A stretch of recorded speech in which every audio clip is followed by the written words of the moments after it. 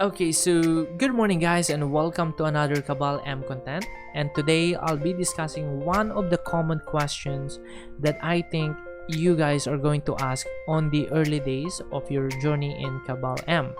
Actually, these are the questions that I was thinking to when I was playing here in Cabal Mobile Thailand. I am sure guys that you're going to ask me in the future, Shen, I'm currently level 70. Where should I grind for my levels? Shen, I'm already level 100. Where should I grind for my level now? What is the best farming spot? I'm sure you're going to ask this common or basic question. So here in this video, we are going to answer all of that because I'm going to give you right now the basic roadmap that you can follow from level 1 to level 150. Something like if your current level is this, like your level is level 80, then this dungeon is the best leveling dungeon for you. Alright, okay, so let's get started.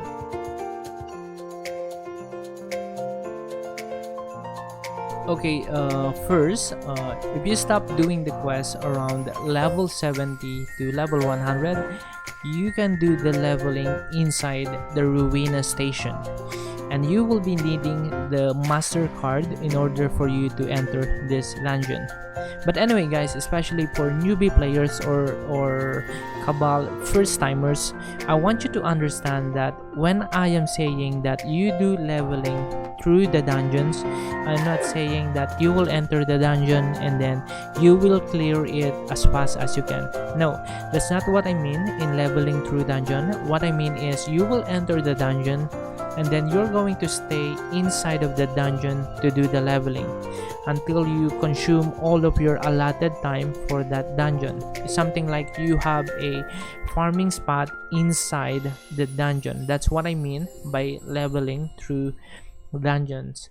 Okay, so anyway, back to the main content or our basic roadmap. Okay, so next, if you stop doing the quest around level 100 to level 115, I suggest that you do leveling inside the Volcanic Citadel, and you need the SOD entry for this dungeon. Alright, and then for the next, if you are around level 115 to level 120, you can try the Forgotten Temple, the V1F, so you can do the leveling there.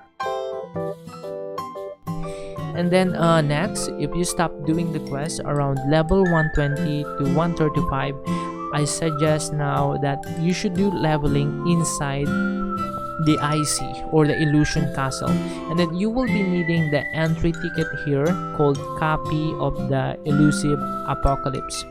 So here guys, in this dungeon, in this specific dungeon, you don't need to clear the dungeon. You don't even need to kill the first boss.